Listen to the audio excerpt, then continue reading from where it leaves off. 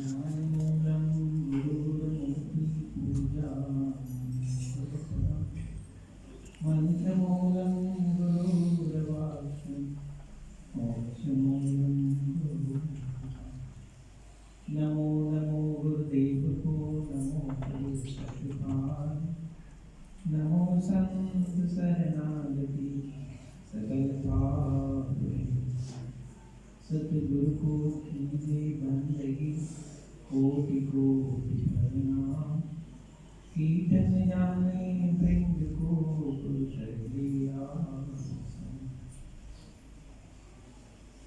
सतगुरु की अनंत कृपा से मॉरिशस की पवित्र यात्रा में आनंद स्वर सतगुरु कबीर काउंसिल के दरबार में बैठकर आप सभी जो यहाँ पधारे हैं उन सब से सत्संग दर्शन का विशेष लाभ प्राप्त हो रहा है।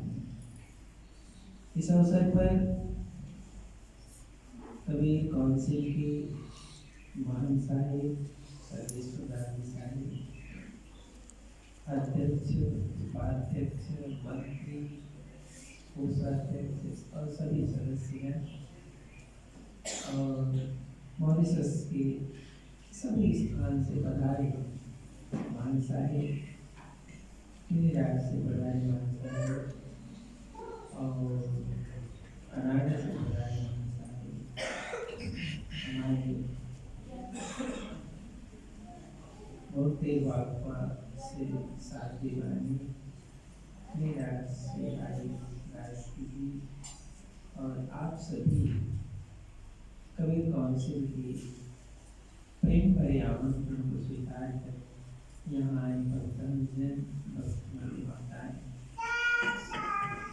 मेरे साथ भारत से आए मनसाए और हमारे आश्रम के सभी संतजन जो इस अवसर पर इस यात्रा में सम्मिलित हुए हैं। आज आप सब ने हमारी यात्रा के क्रम में कबीर काउंसिल की पवित्र दरबार में सत्संग दर्शन का यह आयोजन रखा है। इसके लिए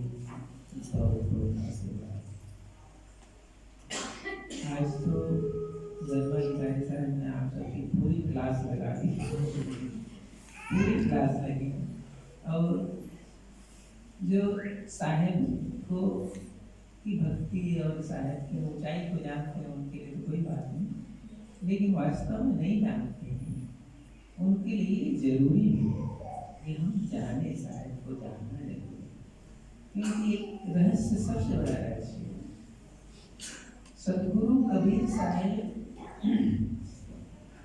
इस जगत में इस संसार में जिस आदि सत्ता को लेकर आए उसका कुछ छोटा सा उदाहरण आपको दें। वेद, उपनिषद, पुराण ये बहुत पहले से हमारे भारतीय संस्कृति के धरोहर ग्रंथ है जिससे हमें ज्ञान साधन की प्राप्ति होती है। और सदगुरु कबीर साहिब का जो भी उपदेश है वो किसी शास्त्रों से नहीं है। रिसर्च करने वाले किसी को रिसर्च नहीं करते हैं, पता नहीं क्या क्या रिसर्च करते हैं। किसी शास्त्रों से साहिब का जैसे उस शास्त्र से पढ़ करके इस शास्त्र से पढ़ करके कोई बात कहे ऐसा नहीं। जो भी बातें साहिब ने समाज के लिए हम सब के लिए उपदेश दिया जाए उस काल में प्रासंगिक रहा हो और ये उनके अपने अनुभव अपनी निज वाणी, क्योंकि उन्होंने कहा ही था मैं तो मसीह का आगत छुआ नहीं, कलम गहो नहीं हाथ, और 4 युग सतयुग त्रेता द्वापर कलयुग 4 युग करते 4 युग की महत्तम 4 युग में क्या घटा है क्या घटेगा कबीर को कहीं जनाई बात साहेब ने अपनी वाणी से ये संदेश दिया। और दूसरी साहेब जब ये उपदेश दिए तो बहुत सारे लोग साहेब को सुनते भी थे और बहुत सारे लोग साहेब के विरोध करते थे। उसमें राजा थे, बादशाह थे, पंडित थे, मौलवी थे, लेकिन किसी के प्रति साहेब के मन में, सदगुरु के मन में तिल मात्र भी द्वेष का भाव नहीं, क्योंकि वो जानते थे जैसे एक पिता होता है, छोटा बच्चा कितना ही गलती करे पिता पर ही कीचड़ डाल दे, लेकिन वो बच्चा इतना छोटा होता है, पिता कभी उस पर गुस्सा नहीं होता है क्योंकि वो बहुत छोटा है। ऐसे ही सदगुरु कबीर साहेब की 52 कसमें ली गई। इसीलिए मैं कहता हूँ कि आपको सदगुरु कबीर साहब के जीवन दर्शन को शुरू से आदि तक सुनना है। कबीर साहब की 52 कसमें ली गई, लेकिन साहब ने किसी के लिए फूल भी नहीं उठाया, प्रतिकार में किसी के लिए कड़वे वचन भी नहीं कहे और फूल भी प्रतिकार में नहीं उठाए, और साहब का कुछ नहीं बिगड़ा, साहब का कुछ बिगड़ा नहीं। चाहे सिकंदर लोधी, चाहे मौलवी, चाहे पंडित इतना तिरस्कार करने में लगे रहे, बदला लेने में लगे रहे, जान से मार देने में लगे रहे, लेकिन साहब ने किसी के लिए कोई प्रतिकार नहीं किया और उनका कोई भी कार्य कभी सफल हुआ नहीं, क्योंकि सदगुरु विदेही पुरुष, देही पुरुष नहीं। सिकंदर लोधी ने जब 52 कसनी ली तो उनके कई कसनी तो दूसरे जो कवि हैं उनके वाणियों में। सिकंदर लोधी शेख तक के साथ जब काशी आया तो कहते हैं कि मौलवी और पंडित दोनों ने, वो तो बादशाह था, दोनों ने साहब की शिकायत बादशाह के पास कर दी। तो बादशाह ने कहा कि भाई बुलाओ उसको। ये दोनों की शिकायत थी, पंडित की भी शिकायत थी, मौलवी की भी शिकायत। कहते हैं शेख तकिया के आदेश पर साहब को जंजीर में बांधकर हजारों लोगों के बीच गंगा में डाल दिया गया। राजा के सैनिक खड़े, गंगा में डाल दिया गया। 1-2 घंटे बाद लोगों ने, पब्लिक ने सूचना दी, आप यहाँ क्या कर रहे हो? कबीर साहब तो वहाँ कबीर चौरे में लोगों को सत्संग सुना रहे हैं। किसी के लिए साहब ने प्रतिकार नहीं, क्योंकि साहब जो है सत्य को बताने, इस संसार की जो व्यवस्था है उसको समझाने के लिए, इसलिए वो आदि और अंत के दाता है। ये जो रहस्य है, ये वेद है, इसको हर जो साहेब के मार्ग की अनुयायी है, शिष्य साधक है, उनको पता चलना चाहिए। मैं ट्रिनिडाद गया तो एक बुजुर्ग थे जिसके आश्रम में मैं रुकता था, मान साहब थे, अब तो वो है नहीं, रामदास जी साहब। रामदास जी साहब ने मुझे अपनी बात बताई, उन्होंने अपने जीवन की बात बताई। उन्होंने कहा साहब हम रामलीला करते थे, रामायण में रामलीला होता है, हम रामलीला करते थे। जब हम साहब के इस ज्ञान साधन को नहीं जानते थे तो हम रामलीला करते थे, लेकिन हमें जब साहब के बारे में बताया गया तो उसमें लिखा है, सतरेखा लिखी सुधार सिंधु पर शिला गिराने वाले। ऐसा समझ क्या है? नल और नील को सदगुरु कबीर साहेब त्रेता युग में मुनिंद्र नाम साहेब के नाम से आए थे। उन्होंने ही नल और नील को ये विधि बताई थी, सत्य रेखा लिखी सुधार सिंधु पर शिला तिराने वाले। उनकी कृपा से नल और नील ने जिस पत्थर को रख दिया वो पत्थर तैर गए। एक शब्द को सुन करके मैंने रामायण को छोड़ दिया और लीला को छोड़ दिया और साहेब के चरणों में आ गया। कबीर पंथ को मैंने धारण, रामदास जी साहेब बताए। तो इसलिए सदगुरु की जो ऊंचाई है उसको हम गुरुजनों से जाने समझे। तो एक बात और मैं अभी कहूँगा कि तुम ये छोड़ दो वो छोड़ दो, वो छूटने वाला है, वो छूटता नहीं, मेरे कहने से नहीं छूटता। लेकिन जिस दिन तुम्हें उस भक्ति और सदगुरु की गहराई का पता चलेगा वो अपने छूट जाए। जैसे धर्मदास साहब से बांधवगढ़ भी छूट गया। बांधवगढ़ में कितना राजपाट था उनका, वो छूट गया। वो तो जगन्नाथपुरी में सदगुरु के चरणों में बैठ करके अपना दे दिया, शरीर त्याग किया। तो छूटना था, छूट गया। जिस दिन साहिब के रहस्य और भक्ति पता चलता है, जो छूटना है वो छूट ही जाए, और नहीं छूटता है उसका एकमात्र कारण है कि अभी साहिब का ऊंचाई का पता नहीं, उस ज्ञान का पता नहीं, उस साधन का पता नहीं। जैसे जैसे आपको उसका पता चलता है वो अपने आप निरर्थक हो जाता है, उसका मूल्य अपने आप समझ।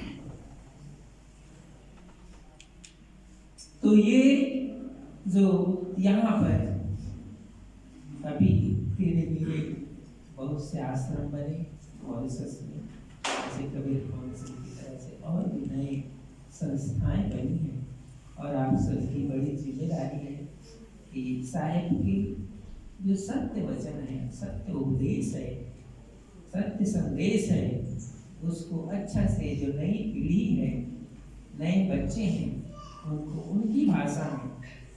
और एक तो समस्या ये है, आप इंडिया से आते हैं, हम हिंदी बोलते हैं, और तुम्हारे बच्चे या तो इंग्लिश या क्रियोल समझते हैं, तो ज़्यादा से ज़्यादा आपको ही समझाना है। हमारे से ज़्यादा आप अपने बच्चों को, अपने परिवार को आप ज़्यादा समझा सकते हो, उनकी भाषा में समझा सकते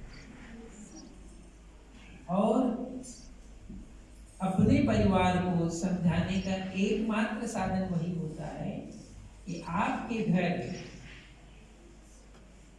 घर जो विधि विधान पूजा उपासना होती है उसको बच्चे अपने आप सीख जाते, उसको सिखाना नहीं पड़ता। और नहीं होगा फिर आप उसको सिखा भी नहीं सकते, क्योंकि वो तो बचपन से ही देखा नहीं है घर में। बचपन से घर में जो देखा रहता है, जैसे हम कभी कभी भारत में भी भ्रमण करते हैं, तो जिसके घर, जिस भक्त के घर में बहुत पीढ़ियों से साधु गुरु आते रहते हैं, आरती पूजा होती रहती है, तो उसके छोटे छोटे बच्चे साहिब आए हैं आकर के बंदगी करेंगे, उसको बताने ही नहीं पड़ता, वो अपने बंदगी करते, अपने साहिब आए हैं जानते हैं, अपने नारियल बैठ करते हैं, उसको बताना नहीं पड़ता, क्योंकि उन बच्चों ने पीढ़ियों से देखा, पीढ़ियों से अपने घर में देखा है कि मेरे घर साहिब आते हैं, आरती होती है, नारियल भेंट करते हैं, साहिब का भजन सुनते हैं, उपदेश सुनते हैं, ये सब पता है। तो सुधार का जो मार्ग है वो प्रारंभ से चलता है।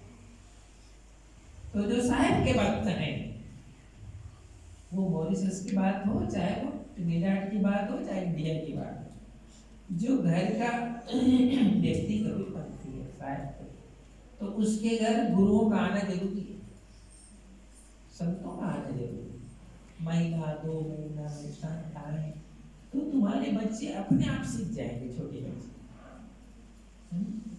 दूसरी चीज, पूजा आरती होनी चाहिए साल में एक बार, उससे बच्चे देखते हैं कि मेरे घर हमेशा साल में एक बार हमारे गुरुजी आते हैं, घर में पूजा करते हैं, तो वो बड़े होकर के उसी मार्ग पर ही चले। और खान पान की शुद्धि होनी चाहिए, खान पान कबीरपंथ का ये शुद्ध आहार, खान पान शुद्ध होना चाहिए। साहब ने कहा, जीव मत मारो बापरा, सबका एक है प्राण, हत्या कबो न छूटी है, कोटिन सुनो पुराण। तो अहिंसा, सदगुरु की भक्ति, सदगुरु का उपदेश और सदगुरु का आशीर्वाद इतना आपके जीवन में हो कि हर बंधन से आप मुक्त, भय बिल्कुल ही नहीं रखना। बहुत लोगों को ऐसा भी भय लगता होगा, इस देवता को नहीं मानेंगे तो वो पता नहीं क्या कर देगा, इस देवी को नहीं मानेंगे तो पता नहीं वो क्या कर देगा, उसको नहीं मानेंगे तो क्या कर देगा। ये भय है। भय से भक्ति नहीं होती, निर्भय होकर भक्ति होती है। आप संध्या पाठ करते हो, उसमें लिखा होगा निर्विकार निर्भय तू ही और सकल भय माय, सब पर तेरी साहेबी और तुम पर साहेब। तो आप निर्भय, आपको भय रखने की जरूरत नहीं। जिसके हृदय में सत्य बसता है, जिसके हृदय में सद्गुरु का निवास है, जिसके हृदय में ज्ञान है, वो कभी भयभीत नहीं होता। साहेब पर क्या क्या लोगों ने चला दिया, साहेब कभी भयभीत नहीं और किसी के से डरे भी, क्योंकि सद्गुरु तो विदेही पुरुष थे। ऐसे ही सद्गुरु का जो हंस है वो निर्भय होता है, उसको किसी का भय होता। तो निर्भय के मार्ग पर चलने के लिए साहिब का ज्ञान, साहिब का उपदेश घर में बाल बच्चे सबको प्राप्त होना चाहिए। दूसरी चीज, इतने बड़े बड़े स्थान तो बन रहे हैं, लेकिन स्थान में आपकी उपस्थिति चाहिए, क्योंकि स्थान बन के क्या होगा, स्थान में भक्तों की, बाल बच्चे बहू बेटियों की उपस्थिति चाहिए, तभी इसकी शोभा है। इसकी शोभा तब है आप इतना पैसा लगा रहे हो, इतना धन लगा रहे हो, इतनी व्यवस्था कर रहे हो। तो मैं बता रहा हूँ क्या क्या होना चाहिए।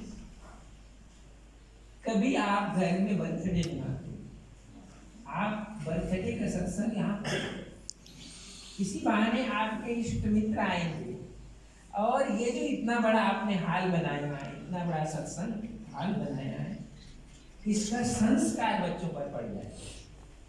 थोड़ा हमारे साहब को संकेत करिए, की डालेंगे। कोई एक बर्थडे यही बनाओ, थोड़ा प्रसाद बना लो, थोड़ा 2-4 भजन हो जाए, थोड़ा सत्संग हो जाए, इसी बहाने ये जो हाल बना है इसकी उपयोगिता हो। साल में वो करें 3 प्रोग्राम होता है, और 3 प्रोग्राम फिर पूनम का भी सत्संग होता हो।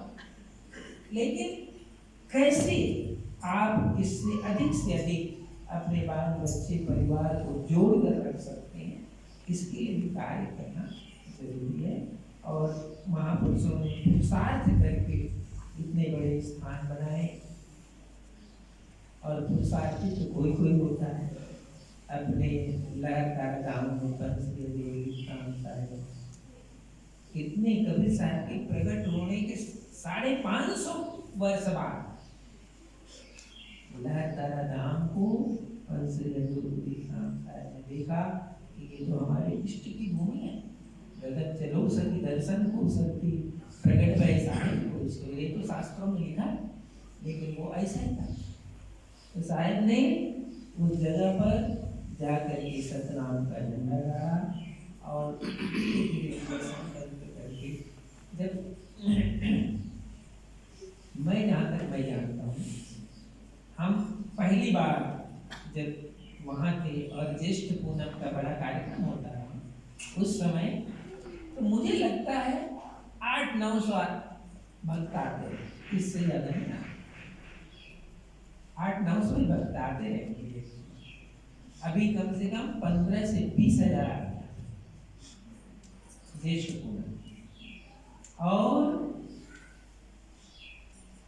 पंचदेव नाम साहब कितने संकल्पवान पुरुष थे कि उन्होंने पता नहीं भविष्य को कैसे देखा कि अरे यहाँ तो हजारों कबीर बन गए, और ये छोटी मोटी जगह से यहाँ क्या होना है, छोटे मोटे मंदिर और छोटी मोटी जगह से यहाँ कुछ होना नहीं। बल्कि उनके समय इतने लोग नहीं आते थे, फिर भी उन्होंने संकल्प किया, और जो भक्तों ने उनको 1 रुपया 2 रुपया 10 रुपया चौका आरती में चढ़ाया, उससे सदगुरु कबीर साहब की उस प्रकट भूमि में साहब ने 8 से 10 एकड़ जमीन खरीदी। आज वही उनकी दूरदृष्टि, उनका संकल्प, हजारों लोग जब वहां आते हैं तो उनके बैठने का आश्रय, सत्संग के लिए जगह बनती, भोजन प्रसाद ग्रहण करने के लिए जगह बनती। तो अच्छे संकल्पवान जो पुरुष होते हैं, महापुरुष होते हैं, उनके संकल्प से धर्म की नींव रखी जाती है, धर्म की रक्षा का संस्थान बनाया जाता है। लेकिन उसके बावजूद भी जो जितने कबीर साहब भक्तजन है, जिज्ञासु हैं, उनको भी अंदर ये निष्ठा होगी कि ये हमारे लिए बनाया है। महापुरुष ने कोई पशु पक्षी जानवर के लिए नहीं बनाया, हमारे लिए बनाया है। हमें वहाँ जाना है, हमें वहाँ सेवा करनी है, अब हमें कुछ दान करना है, शरीर से भी सेवा करनी है और हमें बैठ करके यहाँ भजन सुमरन भी करना है, ताकि हमारा जीवन साहिब के जितने वाणी वचन उपदेश है उनके श्रवण से, उनके मनन से हमारा जीवन निर्मल और पवित्र बने। ये इस कारण से ये आश्रम बनाए जाते हैं और बहुत विकास हो रहा है, धीरे धीरे और भी विकास होगा। और जैसे आप आज यहाँ पधारे, वैसे हर समय हर स्थानों में अपना समय देना चाहिए, ताकि आने वाली पीढ़ी आपको देख करके संस्कारवान बने। तो बहुत बहुत आशीर्वाद, शुभकामना कबीर कौंसिल के सभी सदस्य, महंत साहब,